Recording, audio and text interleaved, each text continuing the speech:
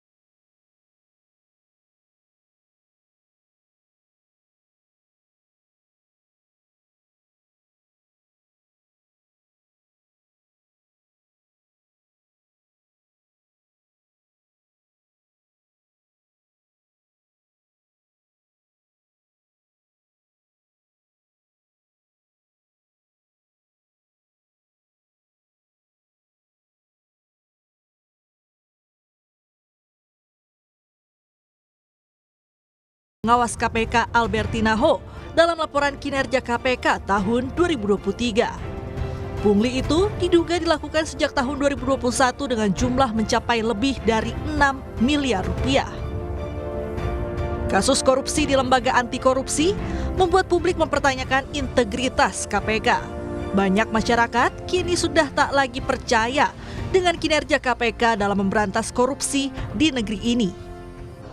Sebenarnya kalau untuk percaya sih agak 50-50 ya, karena kemarin ketua KPK yang sendiri yang ketangkep malah ya. Kalau untuk percaya kayaknya masih perlu KPK harus mengembalikan marwah kepercayaan kepada masyarakat lagi gitu. Nggak percaya, karena kan kita lihat dalam kurun waktu akhir tahun sampai dengan awal tahun kok kayaknya KPK lagi banyak banget masalah ya kan, mulai dari kemarin ketuanya sendiri yang kena, terus habis itu juga kemarin sempat disidang etik juga dan disuruh mengundurkan diri sama Dewas, kok sekarang malah pegawai-pegawai KPK yang justru malah mereka ini ASN ya kan statusnya, tapi kok malah terlibat pungutan liar, ya bisa dilihat sendiri gitu loh integritas KPK bahkan dari tingkat atas sampai yang ke bawah pun ternyata mereka-mereka sendiri juga melakukan tindakan gratifikasi.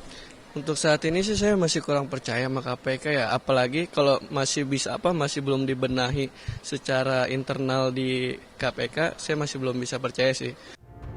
Badan Pusat Statistik menulis, Indeks Perilaku Anti Korupsi Indonesia tahun 2023 berada di angka 3,92 dengan skala terburuk di angka 5. Meski turun dibandingkan tahun 2022, namun hanya di angka 0,01 poin. Lembaga Transparansi Internasional yang dikenal sebagai lembaga non-pemerintah internasional yang memerangi korupsi menempatkan Indonesia di posisi 110 dari 180 negara yang paling sedikit melakukan korupsi.